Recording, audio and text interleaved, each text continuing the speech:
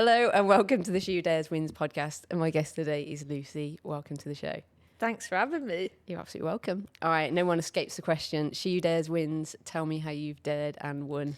I've tried to think about the right answer for this. Okay. And there's a lot that comes to my mind, but there's a vein that runs through everything that I've ever done.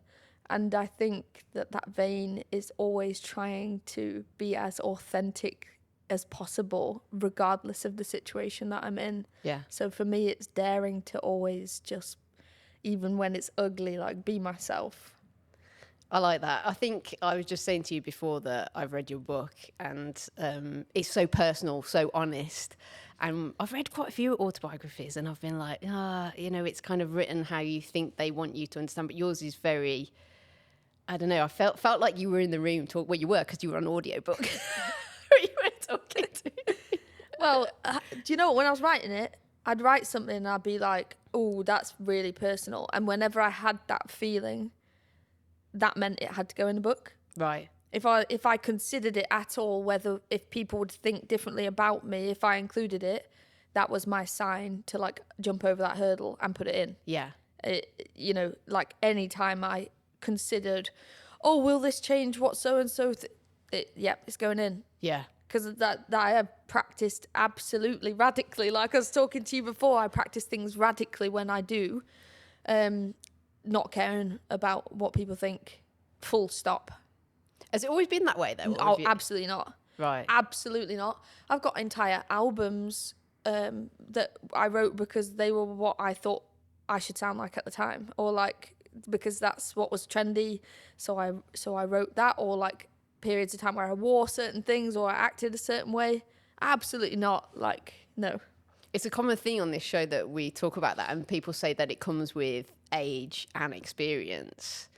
And I'm like, oh, why couldn't it come sooner? Because you kind of, but do you regret, do you feel the same, or are you just like, no, I fuck think it? this about like life in general is that like you have this instinct to tell people that younger than you your experience so they learn from it. Mm-hmm. But as humans, we don't realize that nobody learns from your experience. Yeah. They learn from their own experience. All we can do is like guide them or tell them stories, but we can't try and force people. And yeah, if I'd have gone back to my younger, like say 19-year-old me and been like, Lucy, you need to I'd have been like, shut the fuck up. I would have not listened. Of course I wouldn't, because I needed to live through all of that. It's a rite of passage, isn't it? Yeah, and honest, that has been the most life-changing one, and I think about it daily. I do not care what people think, and it is the most liberating thing that I have in my arsenal. Yeah. I think it comes across, like, I'm not going to lie, I don't think anyone has... like when you dropped into my DMs, or did I drop into your DMs? Well, it doesn't matter. I think I dropped into yours. Yeah, but you were just like, I'm in Morrison's. And I was like, what? I was like, and it's like, and I was thinking, this is the person that I know I will connect with. There's just that, yeah. It's real and it's human, and I got that throughout the whole of your book. But I also got, because I know you messaged me because you were on SAS. Not She Who Dares Wins, that's not the programme. Who Dares Wins. And at the time it was just coming out. Yeah. And obviously Key's very well into this show. And then I watched it and I was just like, just reaffirmed from the Morrison's message to how you were on that show. Oh, SAS Who Dares Wins is another level of like... Humbling. Yeah. How did that come about? Because I feel like you weren't necessarily... I hadn't seen you on a programme for quite a while. Yeah. Like, was that just completely out of the blue? No, I pursued that did you? tooth and nail. Oh, nice. Yeah. I, for probably the last few years, well, I journal every day and I write something at the end, like manifesting every day. So when I was writing my book, it was about having a Sunday Times bestseller, which then happened. Yeah. And then after the book, I was like, what do I want to do next? And I was like, complete SAS Who Dares Wins. And so, like, I wrote it for like more than a year, a couple of years maybe. And then, yeah, I like pursued it and got onto it and passed selection. Like, there's just so many of the parts of the episode and I'm like, what the fuck? I know. Was it everything that you had hoped it would to be. It was way worse than I thought it was going to be. Way worse. Like I didn't physically recover for 3 months. And when I say physically recover, like I'd wake up in the middle of the night, like fully back, sort of. Your body doesn't know that it's not real because it is real. Yeah. Like, yes, there's cameras and stuff, but you are also being plunged, put into a boat and sunk. That boat is being sunk and you have to get out of it. Like, that's physically real. My period stopped and didn't come back for like 3 months. That's when I was physically that traumatized. Because you do, as from an outside perspective, like reading your book about the X Factor, and then I've had Emma on the show who talks about, she did a show that was equivalent to the Bake Off, and you start to know, well, the shows are kind of put on and there's behind, it's TV, isn't it? It's one of those things. But with, I'll tell you what. were you expecting like cup of teas? And It's like... not TV. It's not TV. It's, it becomes TV, but you probably only see 20% of what goes on. Because if they were to really show you everything, yeah, it's 24 hours a day. Well, they don't even show you like you have to do a watch at night. So for 2 hours you'd have to get up, sit there, do nothing. It was just, it was mad. It was incredible. It was absolutely unbelievable. But I thought because I was like, I've trained for this, I think I'll breeze it. Nah, I didn't breeze it one bit. Oh, so the physical side, you'd get yourself set, you were set up for it, you were in your best form. Well, I wasn't even in my best form, and I was like, I will be fine. Yeah. No, I was not fine. And like, you see, at the point where they CS gassed us, I was like, this is fine.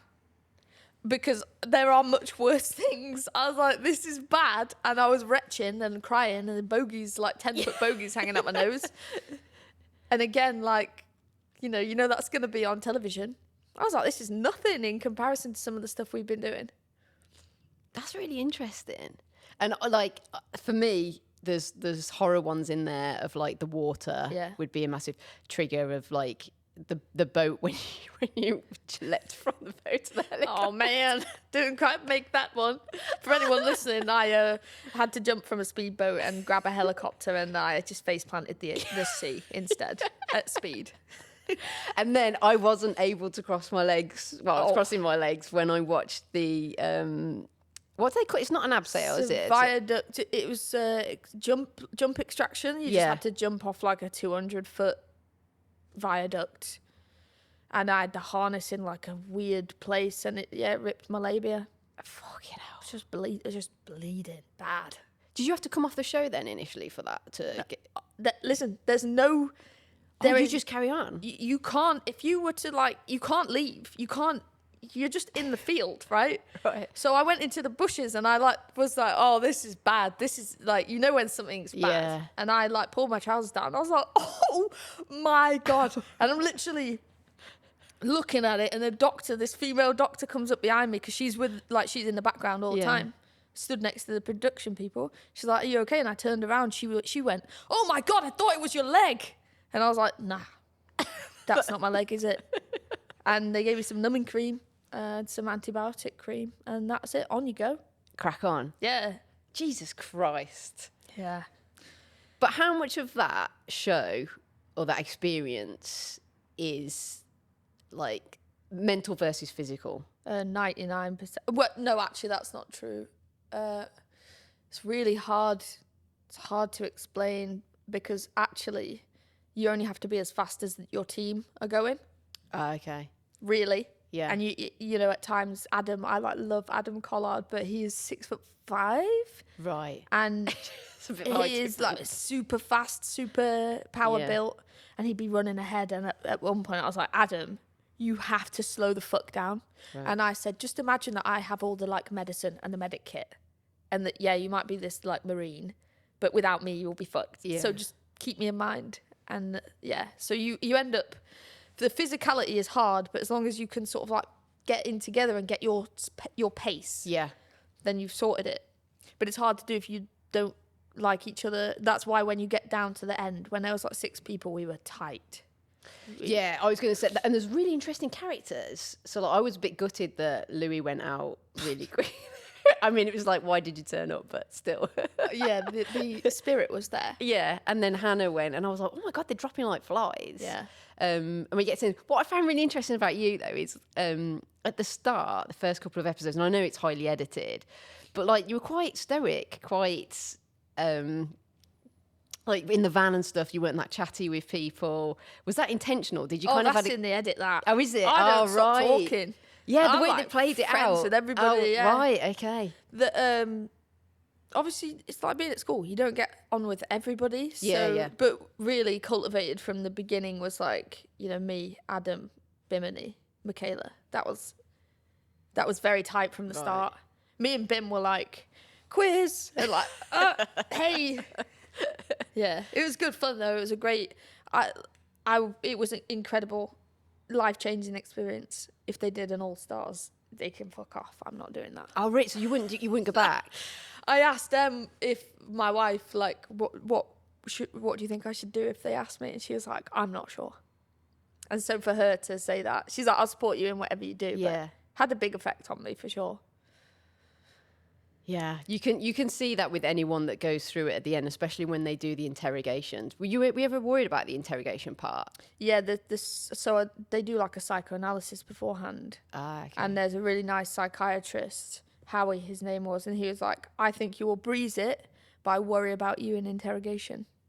Because again, they don't show you like 16 hours. You are deprived sensory, so you can't see because they put a bag on your head with goggles on top of that. They put headphones on and they're playing like, you can't find it because it's classified, what they play to you. Oh, right. So I was like looking for it for ages. And I've actually made friends with one of the interrogators called Dilksy, you know, the big scary guy with the piercing eyes. Yeah. He lives around the corner from me. So we go for coffee together now. And he's like, yeah, it's classified. So, but they worried about me in that because I talk really openly about my mental health and like things that I've come up against in life. And I think that stuff is built to provoke you into failure. That's what they're testing. Right. And yeah, your brain goes all kinds of places. But the ADHD for me, was kept pushing one ear off my headphones and trying to pull my things off. That's like a living nightmare, isn't it? Like the sensory side of things to be. Is it what's the sound? Is it like a baby? The sound changes like every 40 minutes, and it's built to do certain things. So like one of them is like this. It started off like this, woo woo woo woo, and I was like, I can get on board with that. There's a rhythm, and then they start modulating it and changing the pitch. So it goes woo woo woo woo. So you can't find any rhythm in it. And it basically, when there's stuff that has no pattern, it just starts turning your brain. And then quite far in, there was one that was like quite silent. You could hear someone sort of tinkering and you start to fall asleep in your stress position. Because obviously you're in a stress position as well. And then it's like someone threw a beer keg down, like a metal keg down the stairs. So you'd bolt back up, straight back into it. It was really bad. Fucking hell. Do you think it's something that everyone should go through? The challenge of it, yeah, because it's quite humbling. At the beginning, there were a lot of people. Had a bio.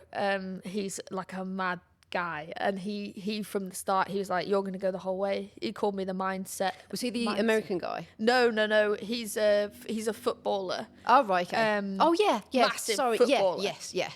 And he was like, what was he called? A mindset warrior or something like that. He was just like, I know that you're going to get through. And it is humbling to see people dropping out all throughout the process. And it's probably also very humbling to them because they're going to leave and be like, I couldn't do that. Yeah.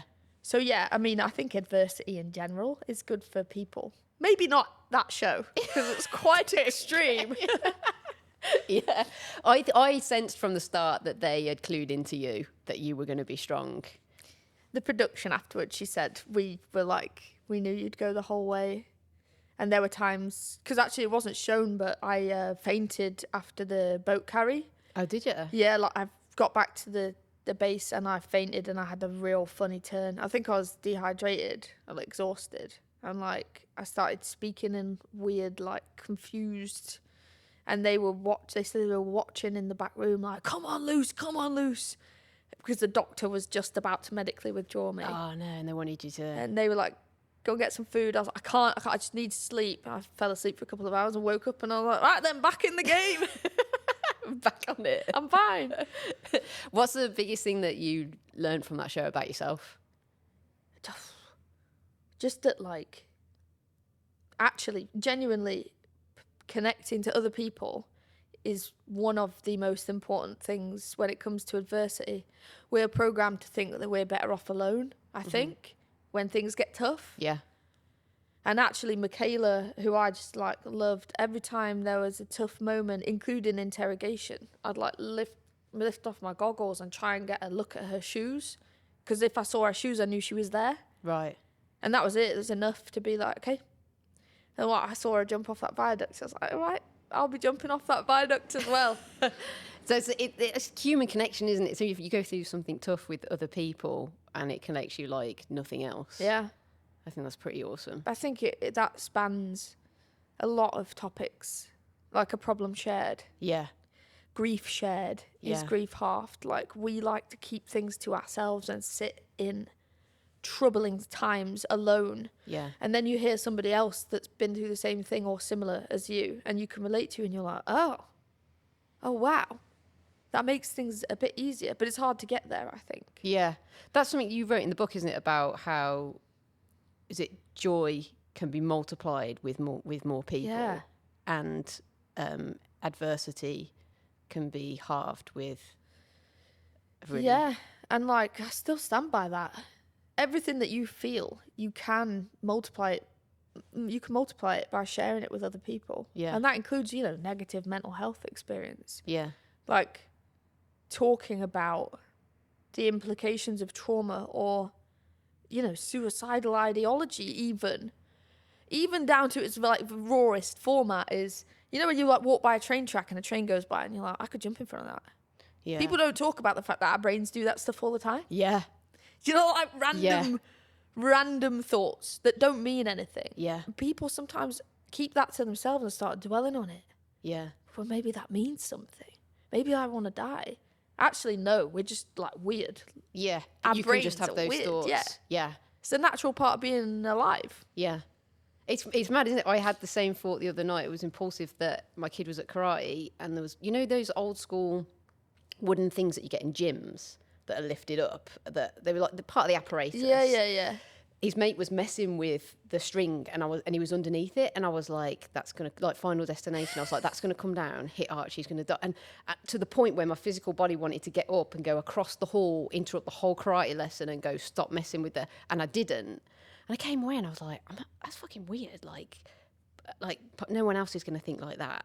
But the reality is there probably are people that think like that. Do you know what? Someone told me, I did some therapy, food therapy, and this woman said to me, like, the phrase, I am not my thoughts.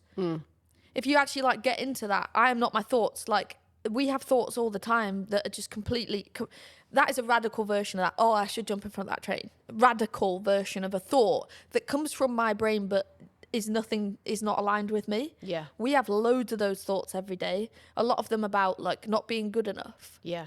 I'm like, oh, sorry, I'm not my thoughts. Yeah. I'll just put that one away. I don't even put it in a box. I just go, oh, that's like mental. See ya. Yeah. So you did it the other day, like, oh yeah, oh my God, Final Destination. Oh, hang on a minute. I am not my thoughts. I'll take that one and chuck it away and carry on with the rest of my day. How have you got to that point though? Is that just like self-awareness? Radical practice of it. Right. So like, I'd have a thought, I'd be about to act on it. This helped me with like impulsiveness, because I'd have a thought like, I need to do this thing right now. And I'd be like, ooh, I'm not my thoughts. That thing can probably wait. And it's painful at the beginning because everything in your being is like, I want to do this thing that my brain's just told me to do. Yeah. It started off, I told you it was this food therapy. I'd be like making food and I'd just eat a bit of carrot or something without thinking. And then I'd walk over to the bin and spit it out because I was like, I didn't ask for that. I just did it. It was impulsive. Yeah. So I started doing things with more intention. So I could cut the carrot and I'd be like, oh, weird, my hand is about to go up to my mouth and put a bit of carrot in my mouth, but I'm not doing that. And has that then led into your creative life as well? Like intention with your music and connecting with the audience and what you put out? 100%. Like the intention thing is so important. I didn't really know, when people say things like mindfulness or intention. And you were like, Well, I'm just like, What were what you? does that even mean? What does mindful? People would say you need to be more mindful. I'd be like, okay. And then I'd be like, I don't even know what mindfulness means. So like, it's good. Right, mindfulness.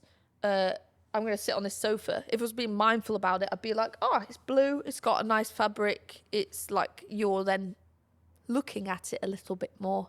Mindfulness. Intention would be, I'm sitting on this sofa, but my intention on sitting on this sofa is to like intentionally feel comfortable and feel relaxed in this sofa and be like present in this moment. Yeah. So with that intentionality, when I go on stage, I'm like, what am I here to do? My intention is to connect with everybody in the room. And actually my biggest intention for live shows is to have people leave and feel like good. I want them to leave and feel connected to another person. That's it. Do you see? Do you think that's the intent with a lot of artists, or do you think that gets lost? I think gets lost because I like before I got sober, which is a big part of like who I am now.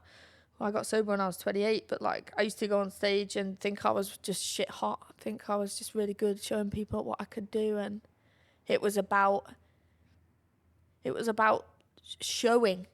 It was about showing, not like creating something with a group of people. Because now I'm so aware that like an audience is just a cultivation of community that you build. Yeah. Everybody in there, we're all like, we're there for something. Yeah. And we share something. Whereas before I was like, these people are coming to watch me. Ah, right. They're coming to get something from me. Yeah. And now I'm like, these people give me more than anyone could ever understand. So the responsibility then, do you feel like a greater sense of responsibility to turn up than perhaps you would have? And like, I've got to give. I don't give too much of myself because I always need to keep a bit for me to be the best version. But like, I want to go in there and just make people feel things. And do you see that in the audience? I know in the book you said that you love it when you make eye contact with people or you see two people merge and dance and stuff. Like, does that still gives you goosebumps? Oh, I cry on stage like almost every tour date, man. Like I'll just look out. And not only am I overwhelmed by the fact there might be like a few thousand people in a room that are there to come and share this experience with me, and in turn make my dreams literally come true. Yeah. That's like, whoa, I get really overwhelmed. But yeah, seeing they also, I talk about them being like a cultivate community. They do things for me sometimes. So like my Manchester show last time, thousands of people were there and they'd all done this without me knowing. They all had signs saying, "We are with you. I am with you." Oh, and they all put it up during the song and I was like, just crying my eyes out. And there's moments like that where I just feel so connected to other human beings that there's actually nothing else really like it. I think it's so important. And like, I see it in the audience. I see people crying. Sometimes I see people crying and it makes me want to cry because I don't know. It sounds really like woo-woo, but I just feel very connected to people. Yeah.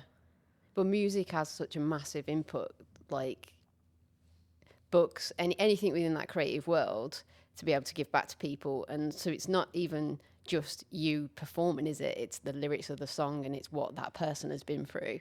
And it means something to everyone, doesn't it? Like, yeah. I read a poem that changed the way I look at the relationship I have with my parents. One poem. And it was just a poem about seeing your parents when they were children. Okay. And I was like, oh, okay, that makes things... Art is there to support us. Yeah. Art is there for us to relate to.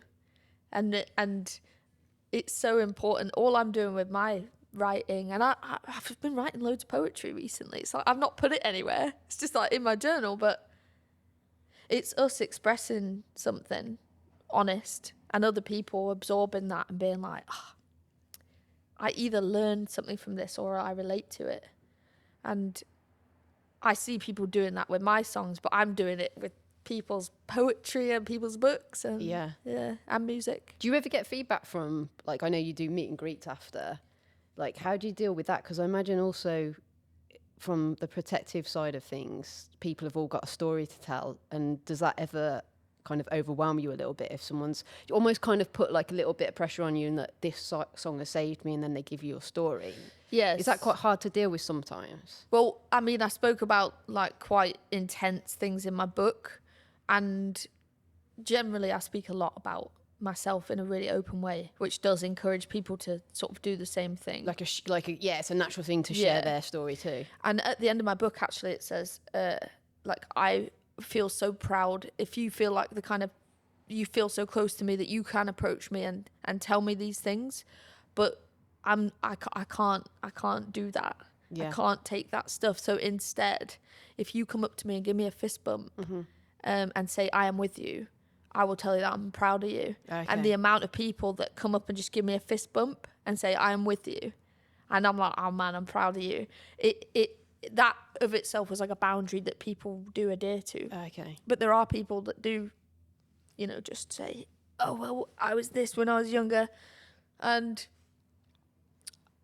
I guess this is hard to say, but I look like I'm listening, but I do switch off. Yeah. It's like to protect. Yeah. Yeah. That's fully understandable. I think it's a hard position. I think sometimes people wouldn't, it's like a natural thing for a human to want to share a story, but also everyone, the person that you're sharing the story has things in place to protect them. Like, naturally, that's like human nature. Yeah, like, and especially you got to think, if I say, because I go down the queues before the show and I go down afterwards to say hello. I've always done that. And like, you have to think, if there's like maybe 200 people that decide to say something that's quite emotionally intense, that's quite a lot to I don't have that space to hold. Yeah. No, that's fascinating. I honestly, I read, anyone that's listening to this, like please, this is from me, this is not from you. I need them to read your book, because your story is fascinating, but also so relatable on many levels. And I think it's probably one of the only autobiographies that I've read that I was like, I don't even know how to explain this. I know this is terrible. Like, where are you going with this, Michelle? But I don't know. You just, and like, I don't want to say normal human. Oh, what are the words? Relatable. I can't find relatable them. is way the biggest compliment. Like, the fact that you can't find any other words, also a huge compliment. But relatable is like, that's my goal. Is that your superpower? Like, as such, the thing that sets you free? My superpower is, I suppose, having a good sense of individuality. My superpower is being able to express myself through words. Yeah. That's, I would say. Because there's a lot of artists that's the only medium that they do it in, and then everything else is protected. You have gone above and beyond that. I think that's probably what I was going to, and have so much to share through that book, that many others wouldn't. They'd want to protect that, which I think is an incredibly kind thing to do for other people. I know. I wish I'd done it for everybody else, because actually the book was like, I've got to do this. I've got to go through this file of facts of like fucked up stuff that's happened in my life and address it. And when I was writing it, I'd start crying and be like, God, that's so sorry. That's so horrible for that girl. And then I was like, oh God, I am that girl. Yeah. And there were a lot of things I just hadn't dealt with. And by the time I'd written the book, something I do think everybody should go through, not SAS Who Dares Wins, everyone should have to write a book about themselves, about everything they've endured, because it just gives you this mad perspective on like survival and the things and a sense of self. I don't have imposter syndrome anymore because I'm not an imposter. Like, I've lived through some crazy stuff. And for people listening that like don't know anything about me or haven't read the book or anything like that, which is loads of people, the big trigger warnings in the book, you know, there was a lot of stuff that I went through as a kid to do with like gender and sexuality, but then later in life there was sexual violence and a moment of being really, really, really famous, which was a crazy moment in life, and just lots of stuff, you know, self-sabotage, which I think a lot of people can relate to. Yeah. A lot of my life was just trying to destroy myself. Yeah. Even from like, it's hard hitting at the start when you talk about like alcohol, like drinking at 7 and So that's the context for that for anyone listening. Yeah. The first time I ever got drunk, I was 7 years old. Yeah. And I was smashed. Yeah. And then like you as Max, which I found was fascinating. I was like, honestly, that like the first couple of chapters were probably like my favorite. I was like, oh, this is so cool. Actually, one thing in there, we'll go off on an ADHD tangent. You talked about how you were really good at like not impersonating, but kind of, if you weren't very good at learning specifically, but if you were put in, you could learn something from other people. Yeah. That for me was like, shit. Yeah, like if I see it, I can do it. Yeah. Which is a bit like the SAS thing. I was like, oh, Michaela's done it. Okay, well, I'll do it. It's, I think that's a very, very, very neurodiverse trait, is that we see something and we are like, that is within my capability because somebody else is doing it. Yeah. Do you think without X Factor, that ability would have just kept going anyway? Like if you took X Factor out, do you think, I think, I'll give you my opinion, that you'd still be where you are because of that? I have no idea. And people ask me loads of questions about like retrospective life things. Yeah. You know, if this hadn't have happened, what do you think? And I'm like, if that hadn't happened, I mean, the world might have been destroyed by like a weird, do you know, like I find it really hard to think about life in parallels, because actually I could have been the Prime Minister. Do you know what I mean? No, but I told you before, I would have pursued that. I'm lucky, right, with my ADHD or neurodiversity, in whatever that looks like. I'm so lucky to have started writing songs and poetry when I was 10, because I just grabbed hold of it and I was like, this is me, this is what I'm gonna do. I told you before, like I often think, oh yeah, I'd have probably got into serious organised crime because like fast money, a feeling of, I really, really like naughty people. Mm-hmm. I like to meet people who are in biker gangs and stuff. They really fascinate me. I think that's an ADHD thing as well. Yeah. Well, I'm thinking you could have, from that one night, you could have joined the circus, right? Oh, I could have joined the circus. I could have. There's a lot of stuff. I actually had another opportunity recently to join the circus. I shot a music video with a circus, and they were like loose. So after spending the day with me, they're like, you always have a home in this circus. What would you pick? Like lion tamer? I ride motorbikes. I haven't got one at the moment, but yeah, I'd love to have done the cage. The cage bikes. Yeah. Yeah. I actually stood in the cage while they went around me. It was. Oh, did you? Yes. Yeah, it is that amazing thing of like, I'm obviously going to knock Stephen Bartlett off #1 for the podcast. Yeah. It's just a matter of time. And I do think the key to life is having a delusional sense of ability. Mm. I have a delusional sense of ability that is, again, we talk about superpowers.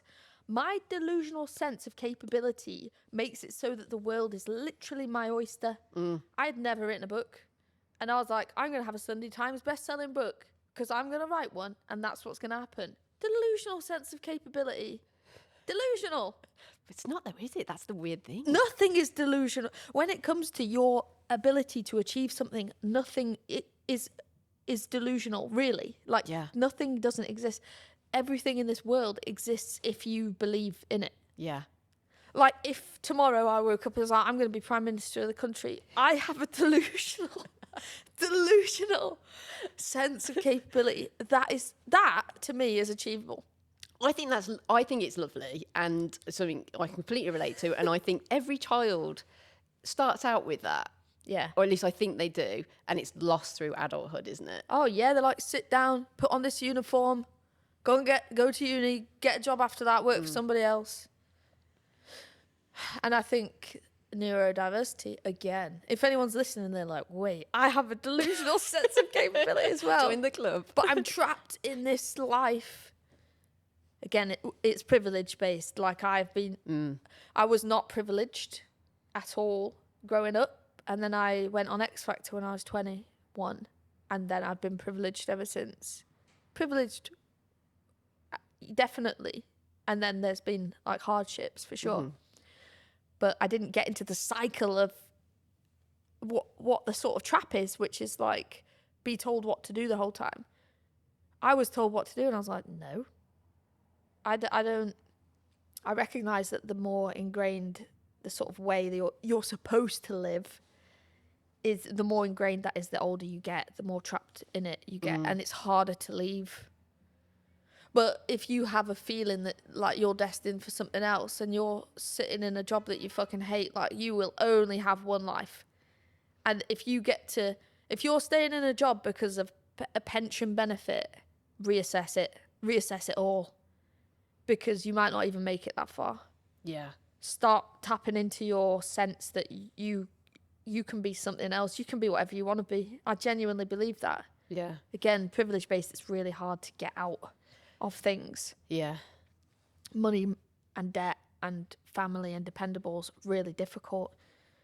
But there is always a way to tap in and just feel better, I think. And it's the small things, isn't it? Like you said about mindfulness, and then manifestation's a big one. Oh yeah. It's something I never believed in until I've read a few books on it, and then the science behind it. And I'm like, okay, science behind it. Is manifesting something you've always done? Yeah. My wife calls me the greatest manifester alive. I'm not, because I'm not the Prime Minister. No. Yet. If I treat my life a bit like a video game. I got a call the other day, and Robbie Williams was like, will you just jump up on stage with me and come and sing in Manchester? Yeah. And I was like, yeah. And he's did a duet with me on my album, and that all came through. Yeah, it did. It came through knowing Simon Cowell quite well, and that came from an adversity. And oh God, it's a whole other story really, but like, I'm super open, and if there's an opportunity that I quite fancy, I'll go for it. And yeah, manifestation is so important. If you know what you want, you can go for it. After I did SAS, because that had been what I was manifesting, and I passed selection for like a good actually the last year has been quite difficult because I didn't know what I wanted to do next. Yeah, I was going to say, was there anything next on your, like, and is there still in the future anything that you are manifesting now? Well, now I am. I can't say what it is because Prime Minister, innit? I'm not fucking setting foot in that bloody world. Sinking ships in a different way there. Like, I wouldn't want to be in politics. Yeah, I'm manifesting other stuff now, but after SAS, like, I actually got long COVID and I have endometriosis, and I've had quite like a period of like really negative health, and that affected me mentally. And I kind of got to a point where I was like, okay, I've got to start changing my mindset, because I've fallen into something now, on my phone loads and not having much intention, not being very mindful. And I've I wrote a strategy for the next 18 months, and it's not like I want to, it is I do. So it's like I become more involved in the wellness industry, focused more on recovery. Okay. Then I want to do extreme athleticism because I'm big on training. I love athleticism. But I want to promote like just as at the higher peaks of recovery. Just as much. That's also, and you kind of have to protect it a little bit, don't you? I think I do that with, like, if I'm manifesting something, I don't necessarily tell everyone, or maybe tell a few people close. But I think that's part of the process as well. Go on another tangent here. most people won't know this about you, but you are a massive lover of metal detecting. Oh, yeah. That's how I found you. Yeah, because So we'd I had found you Lucy. because Ellie and Lucy from Yeah. Roman Found. Yeah, which I've been fascinated by because I used to have metal detectors come on landfill sites and try and find things when I couldn't be asked to metal detect on landfill. that'd be awful. I mean, the Yeah, stuff you would lots find, of rubbish. like, it's crazy. But how did you find that hobby? I have always wanted to do metal detect. Here's right, being delusional and how it works. Okay. I saw a guy in a field in the general area where I live, and I was like, oh my God, metal detectorist. Like, I want to do that. I've always wanted to do it.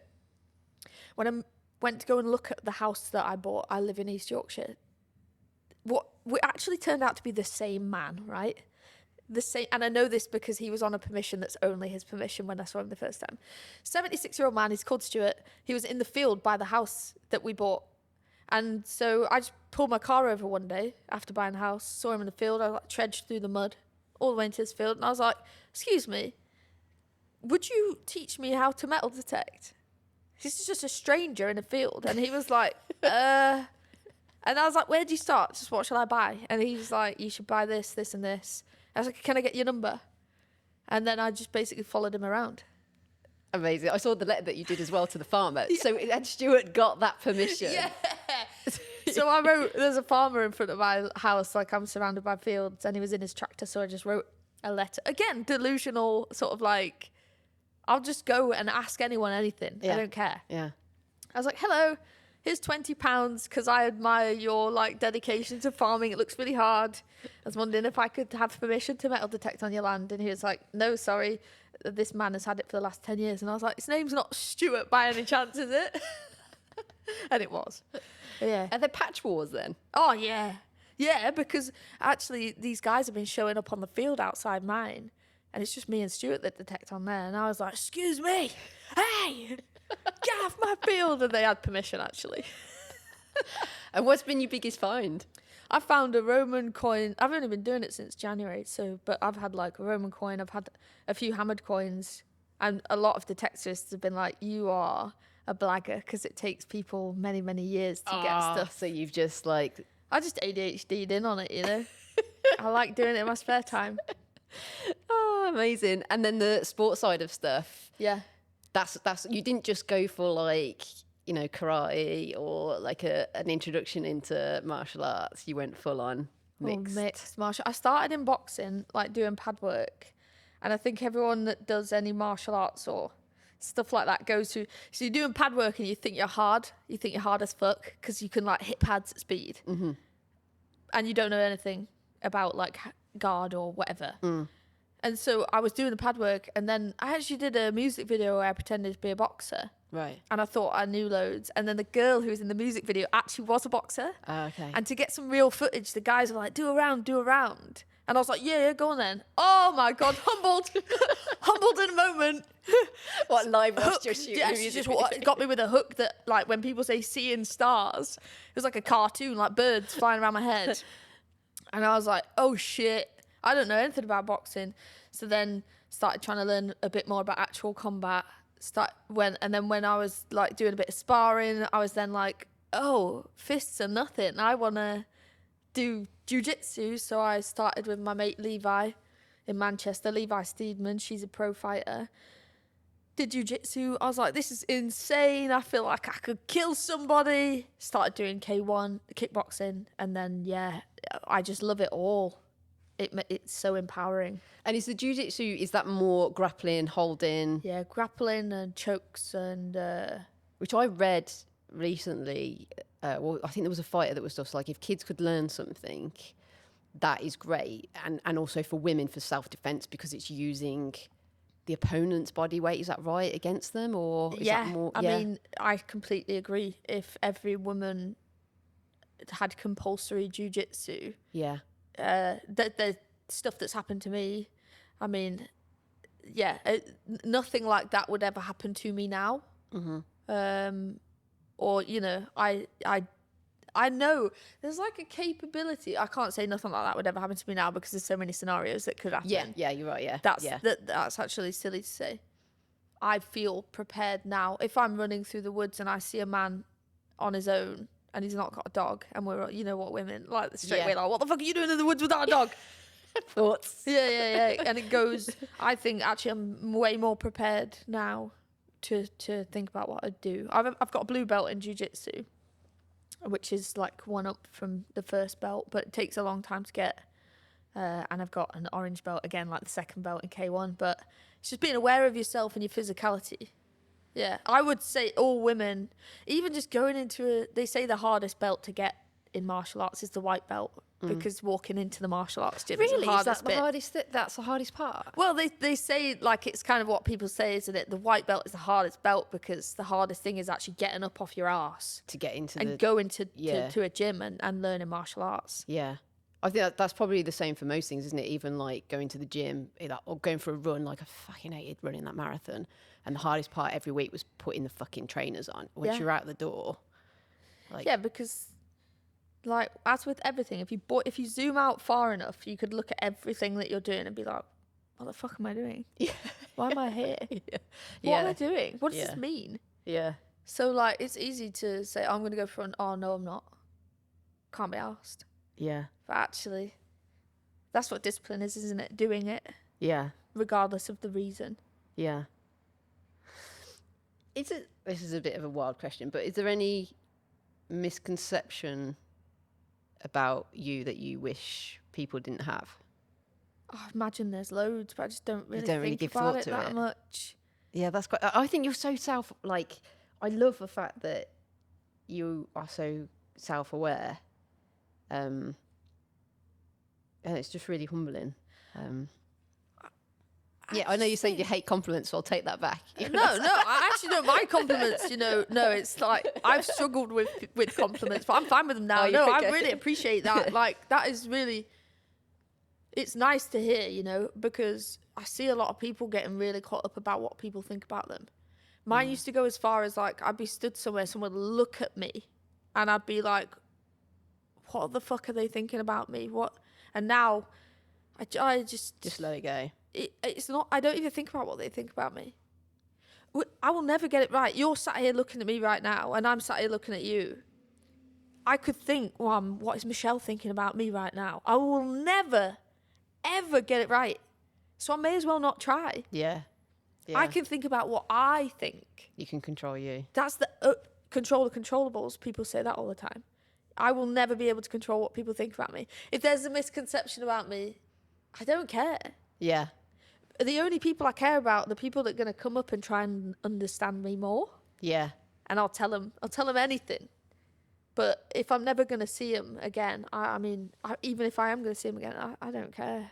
I think the older we get as well, we keep the circle quite small, or I'm kind of learning that as well. Is like when I was younger, I was like, I'd love to, get to know everyone. I think that's what took me down certain routes of like trying acting, trying all these things, is like the big attention thing. And then like the older you get, you just like keep the circle quite small. Like you still let people in, but I imagine that's quite hard in your industry where like you're so connected to other people as well.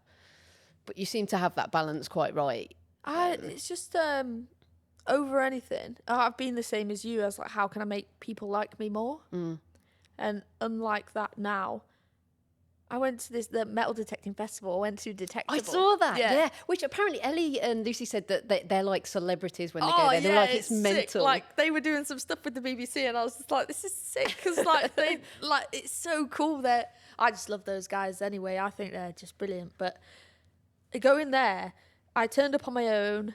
It is slightly different for me because some people, like for example, have just watched me on a telly, and they'll be like, oh, they already know something about me and I don't know them. They know my name and I don't know anything about them. That's kind of weird for anyone that's weird. never experienced that. Yeah, and so there's this part of me that I'm developing that's just like getting to know people despite that, or trying to let them see I am just completely normal. Like I'm exactly the same. We're all just the same. Yeah. But yeah, turning up there, not knowing anyone and stuff, it was just brilliant. And like, we all had this shared theme. I don't care about their politics. I don't care about the car they drive. I don't care about what their house looks like. we're all there because we like little random bits of metal in the ground. Yes. And like this thing that was tying us together. And I went to go and get some food, and I was like queuing up, and I just remember thinking like, this is exactly who my younger self would have wanted to be. And I had this moment where I was like elated with joy that, yeah, I get to go on stage and sing songs in front of loads of people, and then like on the outside I'm like this heavily tattooed girl that does fucking mixed martial arts sometimes, and then like down in the real dirt of it, I am literally like in a field with a load of geeks looking for metal, and I'm queuing up for a kebab, and this is the dream. This is the dream. This is the beautiful thing about life, isn't it? Finding joy, man. Like, I think a lot of people really struggle to find joy. But there's a reason why joy and happiness has been such a big part of history and like spirituality for so long. It's because it's why we're here. Yeah. It's the same as love. That's just like an umbrella term for joy, you know. Yeah. Do you know now, like, are you really keyed into what gives you, can you come back and draw the things that give you joy? Absolutely. Like,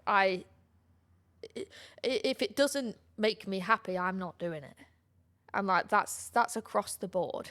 I've said no to just giant opportunities because I know that that's just not going to be something I enjoy. And I'm not here for people to look at me and think, oh, she's done well. That's not why I'm here.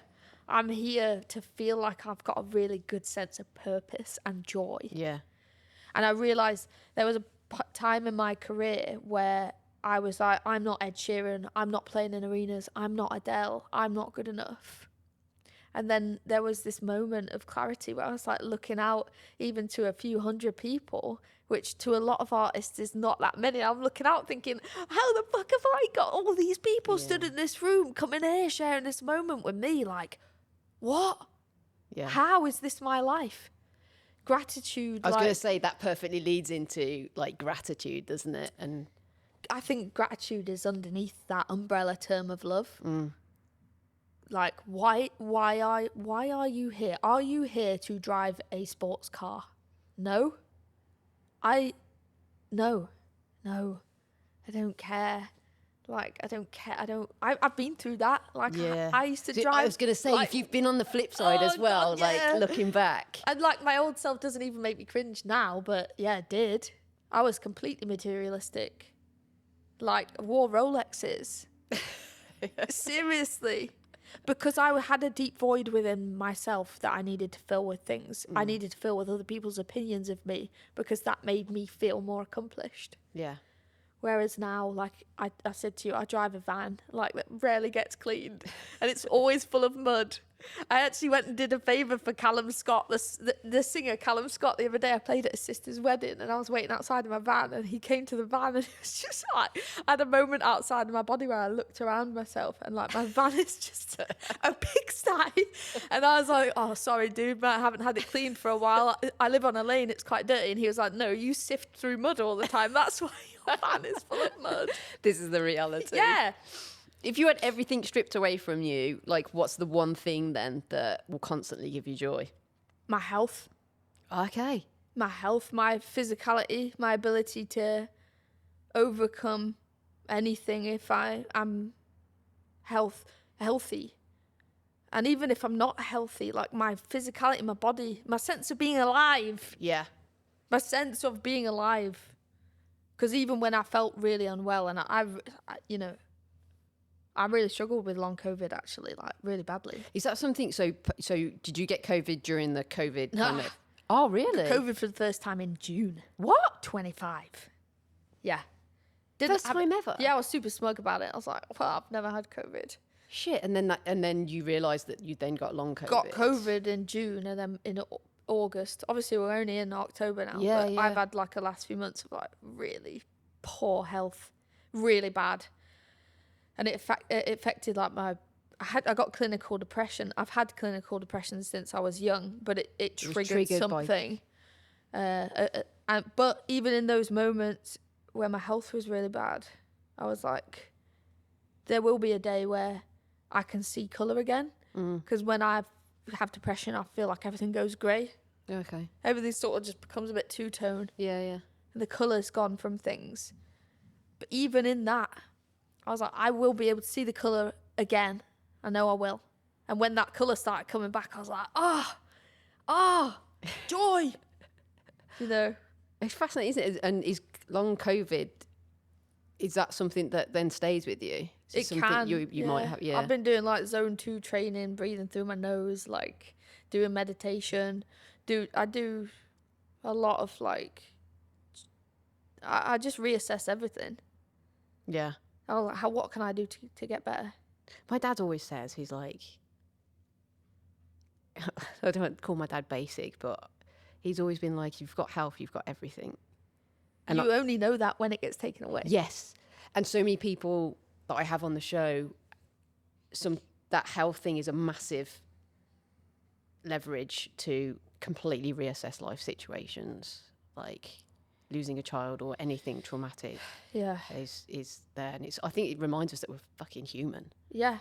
Oh, and again, it links back to adversity. All you have to do is, this sounds really like, it sounds not like rude or blatant, but like all you have to do is see someone that's dying and see what that looks like to be like, wow.